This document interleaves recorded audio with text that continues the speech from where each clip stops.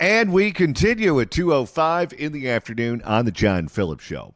Mr. Randy Wangs in Culver City. John, if anyone was wondering why all of a sudden the California Democratic Party was sounding the alarms on the too many people in this governor's race, it could be this. With John Slavitt dropping out of the race and he was running on the Republican side, the now possibility of a Republican on Republican runoff, according to Paul Mitchell's Top 2 California website, is up to 26%. Okay. So it is 26% likely that you're going to have a Republican versus Republican in the November runoff. And you say to yourself, okay, that's a little over 1 in 4. However, when you look at all of the other permutations, that may be the most likely outcome. Because what would be next? Katie Porter versus Steve Hilton, or Eric Swalwell versus Steve Hilton, and then you just go down the list. So even though you say, okay, it's a 1 in 4 chance, if that's the most likely outcome, that should be enough to get their attention, and it looks like it has. When you run these simulations, as they had, of 5,000 different possibilities of how voters could vote in June, Chad Bianco has an over 60% chance of making the top 2. Steve Hilton has about a 60% chance of making the top 2. Eric Swalwell has a little over 40% chance of making the top 2. Katie Porter has a little over 20% chance of making the top 2. Tom Steyer has less than 10% chance of making the top 2. And none of the other candidates have any chance of making the top 2 right now. And, of course, this is just the modeling that we're playing around with. You never really know what is going to happen until Election Day. And right now you have 3 candidates on the Democratic side of the aisle who are deeply flawed candidates who are pulling the best. So if there is another Katie Porter tape that comes out like there was before, she dropped considerably in the polls after that came out. We know that Eric Swalwell allegedly has a million different skeletons in his closet that could all be dancing on the front lawn before Election Day. If something like that happens and one of these candidates were to crater, the beneficiary may not be one of the top 3. The beneficiary may be one of these second-tier candidates. And that's the reason why they're not dropping out of the race. Also, let's not forget, the mayor of San Jose, Matt Mahan, has the tech industry solidly behind him, and billionaires like Rick Caruso. The spending on his behalf hasn't even really begun yet.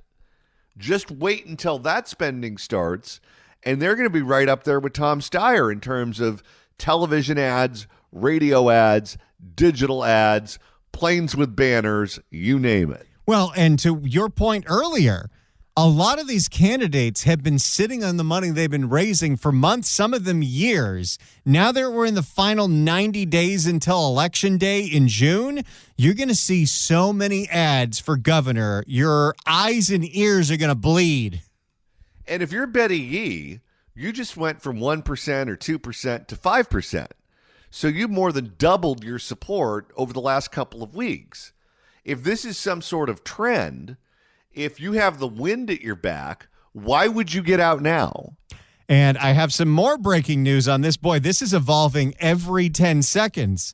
According to Jeremy White at Politico, Robert Rivas has now become the highest profiled California Democrat, calling on the low-level ones to drop out of the governor's race. Quote, with respect, they know who they are. Okay, the reason they're having Robert Rivas do it is because it's a real bad look to have white guys like the chairman of the party, Rusty Hicks, or Gavin Newsom tell all the minorities to get out. So what they're doing now is they're trying to find minorities to tell the other minorities to get out of the race. I don't know if that's any better of a look for them. Because it's not like he just woke up this morning and had the idea on his own. They told him to do that. All of a sudden, all the uppity-ups are paying attention to what is going on in this race, and it's about to get real interesting. And if it's true that they have tens of millions of dollars to prop up one of the candidates, expect that to start real soon, where they're going to start playing ads, probably on this show, probably on these stations that carry this show, saying that Steve Hilton or Chad Bianco is the MAGA Republican in the race. You can't trust him. All of those ads will be geared towards Republican audiences so that Republican support coalesces behind one candidate. What we have to do, I think, strategically, as we look at this, the moment they show their hand of cards, the moment they show that they're going to go after one Republican candidate, we have to make sure that the other candidate has enough support to make it to the runoff. So if game theory is going to be the way that this plays out, then we all have to play. So what, every ad break in April is going to be Bianco, Hilton, Hilton, Bianco?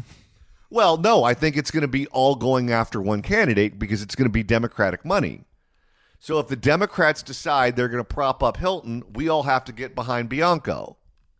If the Democrats decide they're going to prop up Bianco, then we all have to get behind Hilton. And then that way, if you have the paid advertising telling you to do one thing, and you have the show and you have the content creators telling you to do the opposite, what you'll end up with is you'll end up splitting the baby. You'll end up with support being split between both of the candidates, and that would be the worst case scenario for the Democrats. Now, let's see how that strategy is affecting the average California voter. No, I don't know enough to give you any good information, but good luck finding someone who does. But here's the thing, though. The average California voter doesn't vote in the primary. They vote in the general when the election's already been decided. It is the people who are paying attention to the race who end up voting in the primary. Participation in the primary is way below participation in the general. So in theory, the primary electorate is going to be more informed than the general electorate. Now, that's not saying much, but still, it's a more informed electorate. So all of this is playing out right now in front of us. We also have news on an initiative that would require photo ID to cast a ballot in California. The group behind that initiative says they have more than enough signatures. It still has to go through the verification process to make it to the ballot. A statewide initiative that, if passed, would require you to show some kind of ID when you are voting in the state of California. Let's find out what this would look like, especially in a state that is now all mail-in ballots. Here is CBS LA. California's voter ID initiative is expected to be on the November ballot. The group behind the measure says they have the needed number of signatures. CBS LA's Joy Benedict explains what it could mean for voters. We are officially submitting more than 1.3 million signatures to qualify for voter ID initiative on November's ballot. The California Voter ID Initiative marching those signatures into the Riverside County Registrar's office. Signatures of... They didn't want to take it to Dean Logan? Yeah, I'd avoid him too. The California Voter ID Initiative marching those signatures into the Riverside County Registrar's office. Signatures of those wanting you to show an ID when you vote. We do not run a very efficient election process here in the state of California. That is true. I can tell you, when I lived in an apartment building in Los Angeles County, and it would be election season, there would be a stack of absentee ballots sitting on top of the mailbox on a regular basis. And then one day they'd just disappear. Do not run a very efficient election process here in the state of California. And a lot of people have no confidence in the election process in California. So this is a step forward. Corona Republican Congressman Ken Calvert stood front and center at the news conference. Oh, Ken Calvert, he's one of the ones that got Prop 50'd, so now he's going to be challenging Young Kim for a Republican race. That's right, in a district that stretches between Riverside and Orange County. Corona Republican Congressman Ken Calvert stood front and center at the news conference as it was announced it only took 5 months to gather enough signatures in every county in the state. To make sure that people have valid ID. This is not a burden. This is something that we use every single day. But we currently don't use one at least every time we vote. I always found it funny when I did used to vote in person that no one even gives me a second look when I say, yeah, give me the one that says Wong. I think I told you. I've only voted in person on 2 different occasions. One during a primary a couple of years ago. It was after I sold a house and my ballot was in a mailbox I no longer owned, and I didn't want to go digging through someone else's mailbox. So I voted in person. And then the other time was during the recall of Gray Davis, and I had moved again, and I didn't have enough time to request an absentee ballot. Back then, you had to request the absentee ballot. They didn't just send it to you. So I had to vote at a Korean church. And I went to the Korean church to vote, and they go, John Phillips, oh, yeah, you already voted. And I go, no, I didn't. And they go, yeah, you did. The ballot's already been turned in. And I said, well, that wasn't me. Are there more than one John Phillipses here? And they go, no. And they made me fill out a provisional ballot. Currently in California, your eligibility, including citizenship, is verified when you register. So ID isn't usually needed at the polls or when you vote by mail. There's zero evidence of voter fraud or non-citizen voting here in California or across the country. Jenny Farrell is the executive director of... What about that lady that registered her dog? Yeah, how about that? Jenny Farrell is the executive director of... I mean, it's rare, but still. There are plenty of things that we do just for the appearance of safety or the appearance of competency. Well, I can tell you this. My last house that I owned that house for just under 10 years. The entire time I lived there, I got the ballot in the mail for the guy who lived there before me.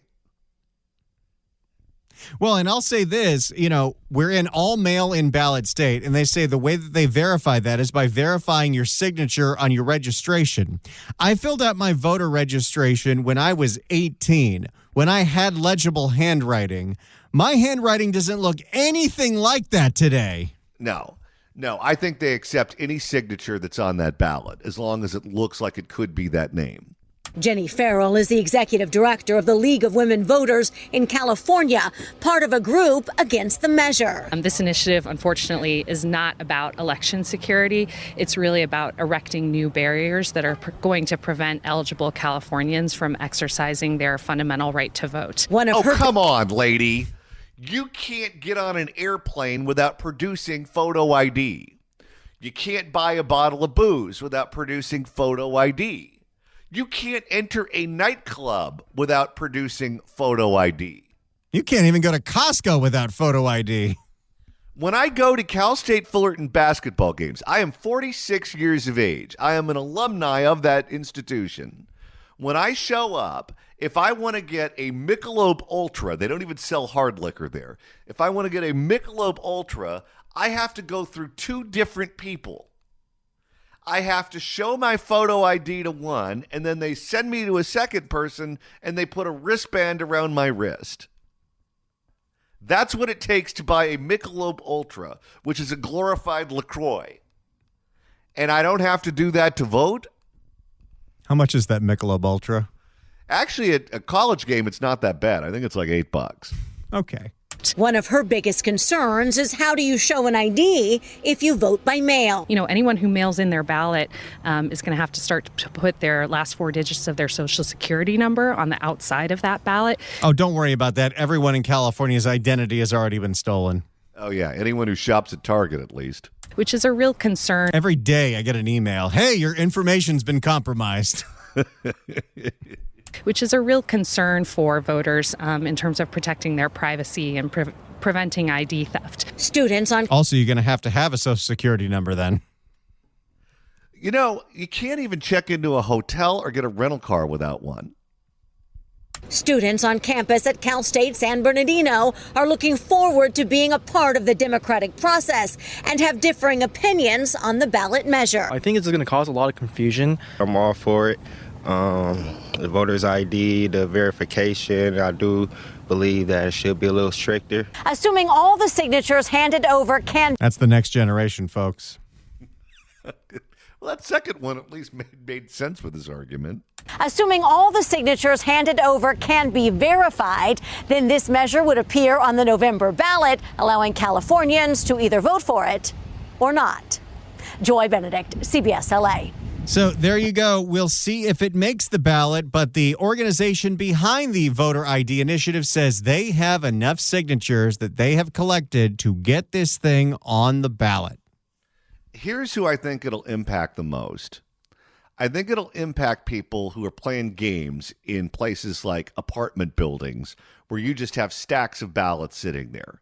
So if you want to vote 40 times and there are 40 ballots that are sitting up there, you can certainly have that ability. You're breaking the law, so if you want to roll the dice and assume that you're not going to get caught, I guess you can do it. The other group I think it'll impact heavily are families or groups of people that live together where you have one person who really cares about politics and the other people who really don't care that much. What typically happens in that social network is the person who cares the most about it is the one who fills out the ballots. And I guess if they're doing it the quote-unquote legal way, they can get the actual person to sign the ballot, and then they can just go take the stack of them and turn them in. If the person doesn't want to sign it, I guess you can sign it on their behalf.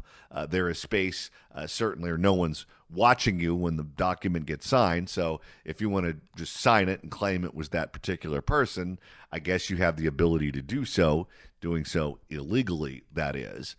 But if you force them to actually show up and produce photo ID, a lot of these people whose ballots are filled out and turned in won't fill them out and turn them in, because they're not the ones filling them out. Someone else is. Maybe it's done with their consent. Maybe it's not done with their consent. I don't know. But if you're going to vote in an election where we know fraud is alleged on a regular basis from Republicans and Democrats, don't forget, Katie Porter said the election was rigged when she lost last time around. And you already have Tony Thurmond this time around alleging election rigging. The best way to make sure that people vote legally and lawfully is to make sure that they show a photo ID when they do it. The argument against it is that there are certain populations of people who can't figure out how to get a photo ID, and you're going to discriminate against them. Here is my response to that. In 2026, who the hell can't figure out how to get a photo ID? It's about as easy as any document that you can get in society. It's certainly easier than getting a passport, getting a driver's license. It's certainly easier than getting global entry or TSA pre-check.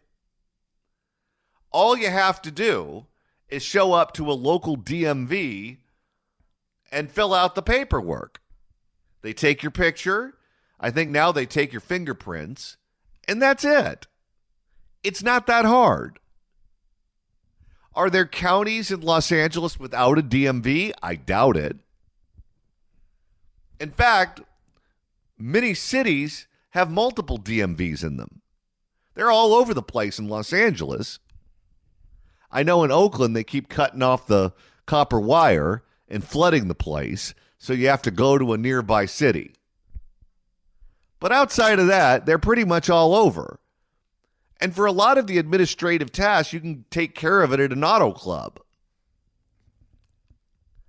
I don't believe there's anyone in 2026 in the state of California who wants an ID who can't get one.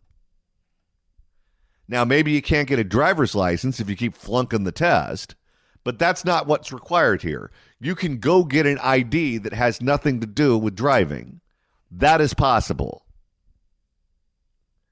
But they're going to make the argument with a straight face that people can't get a photo ID.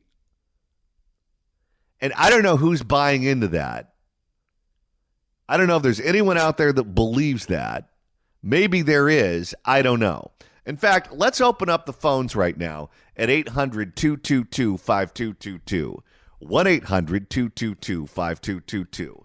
Do you believe there are people in California who want an ID and can't get one for some reason or another? I don't believe that. What say you at 800-222-5222? 800-222-5222 is the telephone number. 1-800-222-5222. It looks like the supporters of an initiative that would require a photo ID to vote in California, they say they have enough signatures to put that on the ballot in November. What say you at 800-222-5222? Let's go to Sarah in San Jose. Sarah, welcome.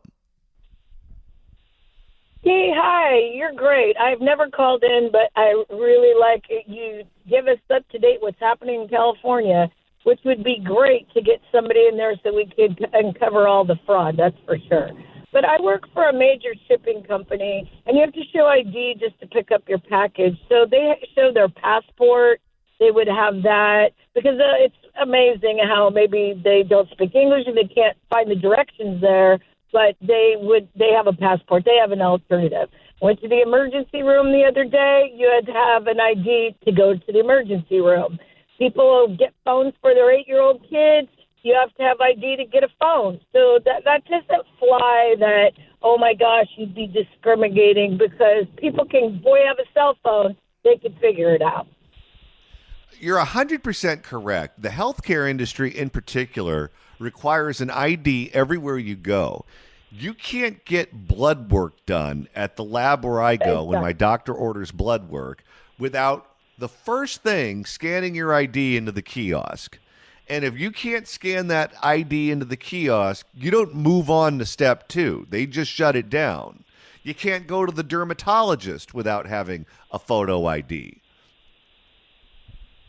That's true because they want to make sure it's you that they're getting the blood from or the blood work or whatever. That's so true. So it just doesn't fly that you would be, oh, those poor people couldn't figure it out. Boy, believe me, these people have cell phones. They can figure it out. No, that's not true at all. So, and again, someone had a great comment the other day. You've been on a plane. Those people need IC to get on a plane. So, yeah. You can't buy a bottle of $2 chuck at Trader Joe's without an ID. Good point.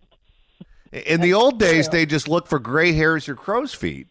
And now they don't care how old you are. You could be 95. They need to plug your ID into the computer before they sell it to you. Well, yeah, because a lot of the stuff you have to scan that had, like ours, you have to scan the ID when they pick it up. Yes, exactly.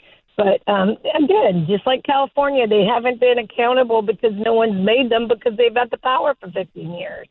So it would make them where, they would have to show. I did great example is I did a lot of Airbnbs. One client lived out in another state. He got his voting things. I could have filled it out and turned it in. Who's to say that it was me or him filling it out? So that's the reason why for sure. And then I asked that and they'll say, oh, no, we have steps to make sure that people say, no, you don't. You don't know that I was the one filling out or he was. So because it came in his mailbox because I was the one that let people in. So I don't buy that either. All right. Thank you for the call. Let's go to Jenny in Newport Beach. Jenny, welcome. Thank you, John. Hey, I'm president of Newport Harbor Republican Women. We put in a ton of time collecting signatures, and I have to tell you, even Democrats are responding to this effort, and I asked them all why they're participating. The one that stands out is this woman said her heart was broken when she saw the children crossing the border to get into America with this hope that they were going to be treated well. Meanwhile, they were, they went through hell for this experience. And the response is tremendous. I think that California is definitely going to flip red eventually once we get this in place, but I think the response is going to be overwhelming. I wish you guys could have seen the overwhelming response of volunteers who would drive for hours to submit their signatures that they gathered or the handwritten envelopes that they wrote to mail the petition to people so that they can sign it and return it. It's a huge movement in California, but there was no cameras, hardly any social media. The grassroots movement behind this is tremendous. I could tell you, I was going to brunch with a group of people, and we were going to a restaurant that had one of those areas outside it where they were collecting signatures for this initiative. And typically when you're going to brunch, everyone can't wait to sit down and let the booze start flowing. And before we went into that restaurant and started imbibing, every single one of them signed that petition. It was important to make sure that signature was there, was valid, was ready to go. I wouldn't be a bit surprised if they have more than enough signatures to qualify for the ballot. Fantastic. Well, thanks for promoting it, John. All right. Thank you for the call. I appreciate it. Let's go to Tom in San Jose. Tom, welcome. Hey, good afternoon, everybody.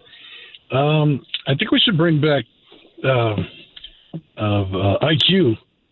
Didn't we have that at one time where you have to be of a certain IQ in order to vote? Because I know I used to see memes that said, this person is too. Are we allowed to say stupid? Is that a mean word? They're too stupid to vote. Is that something that is realistic? I mean, I know we laugh at it, but what do you think? Because we never did that.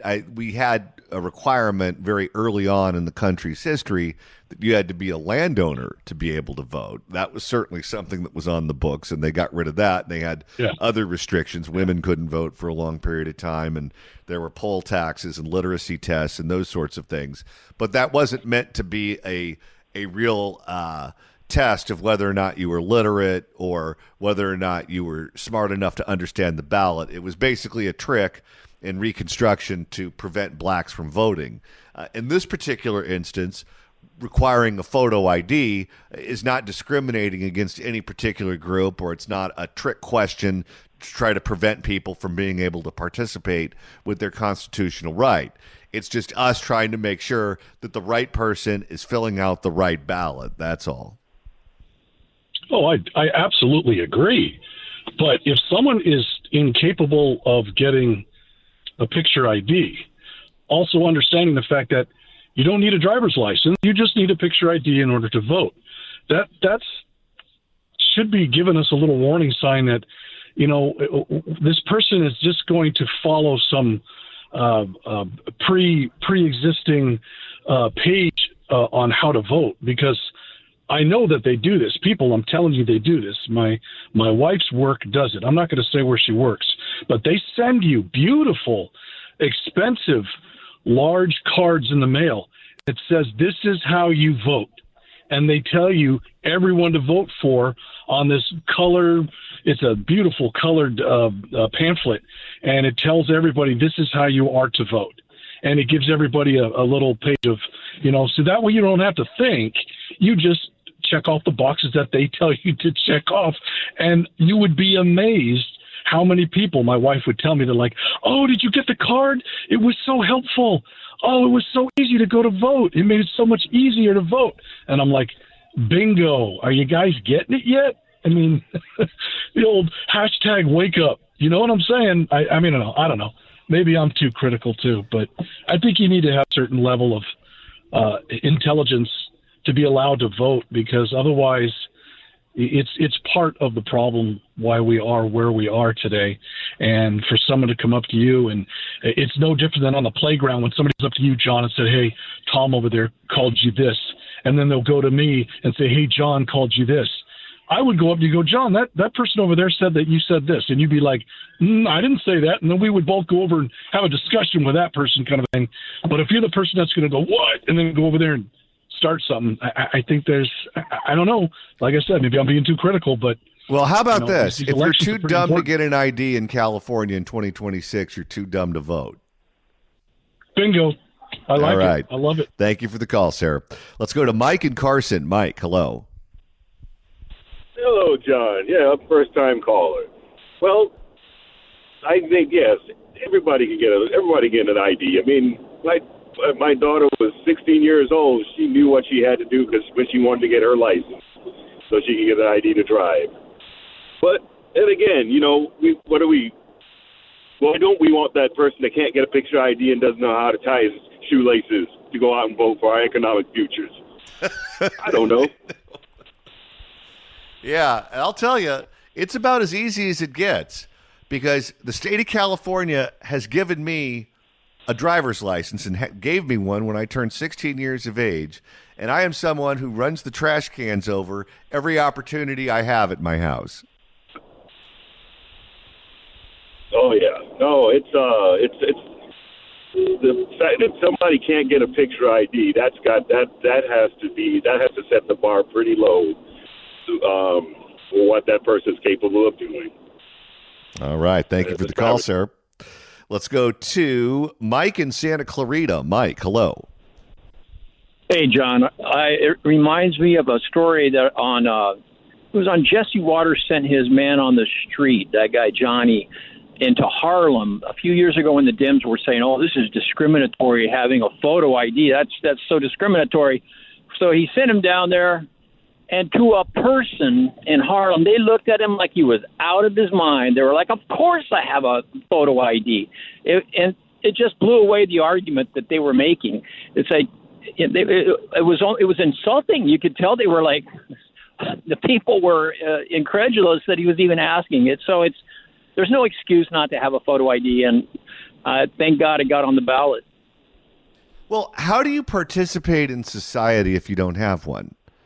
So if you don't have a photo ID, you can't go into a federal courthouse. You can't go on a military base. You can't rent well, I guess no one rents videos anymore, but you can't rent a rental car. You can't rent a hotel room. You can't buy booze. You can't get on an airplane. You can't go to a doctor's appointment. You can't register for school. Yet they make that argument that, oh, it's discriminatory. They were and 2 years ago they were making that argument, and it's like, come on, get real. This is it's just not a valid argument. But I just thought that when he did that, I thought that just goes to show how out of touch they are. But yeah, it has to be done. But yeah, thanks for having talking about the topic. All right, thank you for the call, sir. Let's go to Don in Rodeo. Don, hello. Yes. As far as I'm concerned, I think anybody should be concerned. If you can't get an ID, I mean, you're kind of ignorant.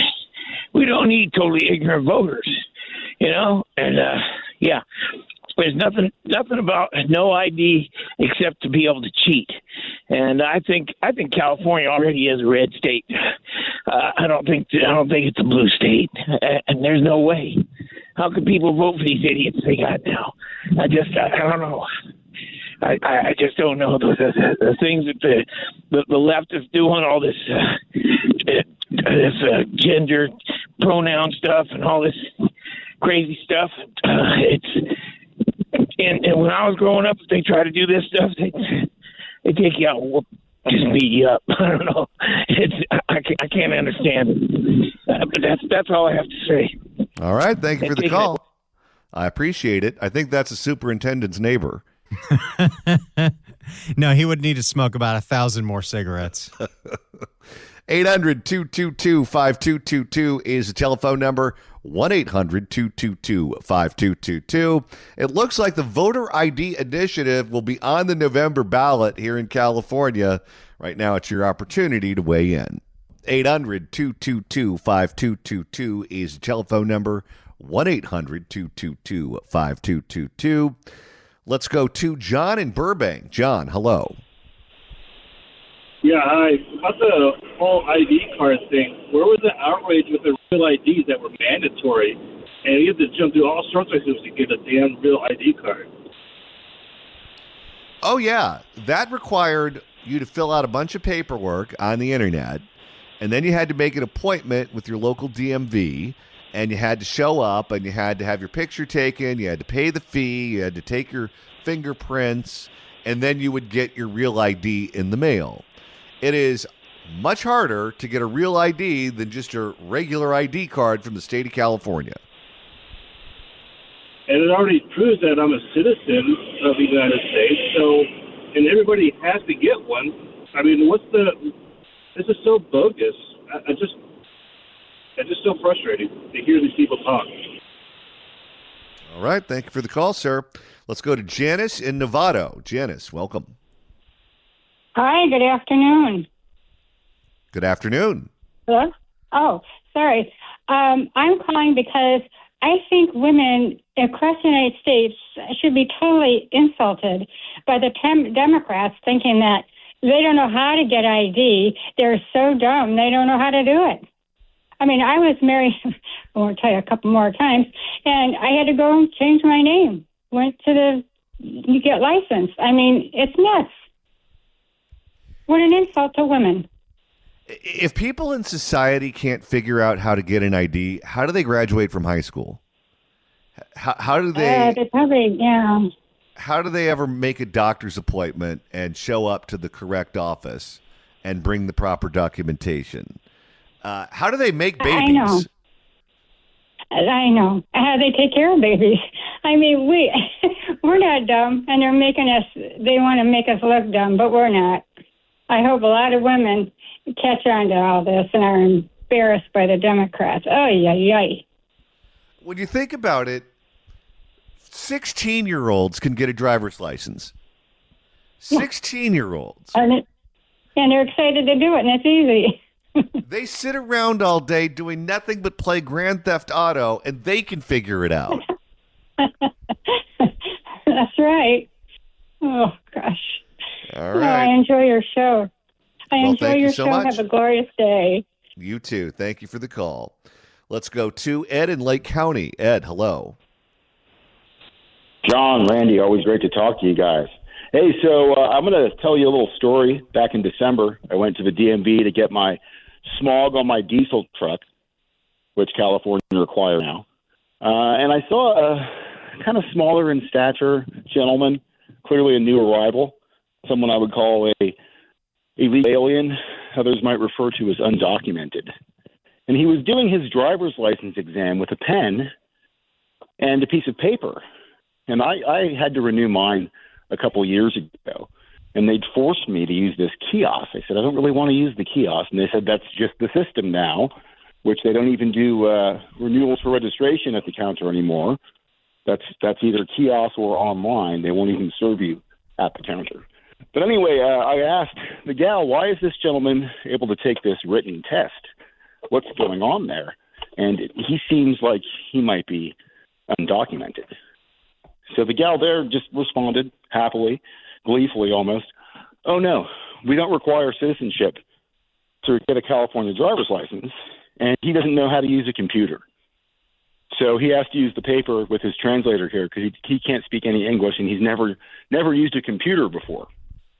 So if a Guatemalan or whoever this kind gentleman was that was just getting issued a driver's license as he did, as I was there, if he can get ID, I think that it's probably pretty easy to ask if someone's going to vote. They should have an ID. And secondly, I want to know how voter ID is going to stop all of these thousands, if not hundreds of thousands, of illegal aliens that have a photo ID driver's license that does not differentiate from yours or mine.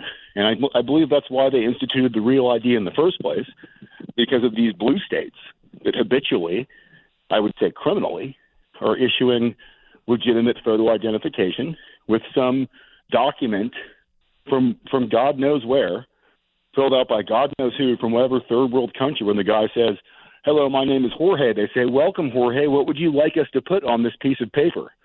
And we're not afforded that ability. So I don't understand where this transgression has been to where this is happening, but I think it needs to stop. Your comments about the computer remind me of a quick story. I used to fill in for Larry King when Larry King would be off. That was one of my side jobs back in the old days. And I remember a story that one of them told me about an episode when Roseanne Barr was the book guest. And this was after her sitcom was over and she started writing a blog. And so she was promoting the blog on Larry King's program. And he goes, a blog? What's that? I've never heard of a blog before. And she said, well, it's something you do on the computer. And he goes, the computer. You mean the box with the buttons? He would be eligible to vote and have a driver's license here in the wonderful fraudulent state of California. All right. Thank you for the call, sir. I appreciate it.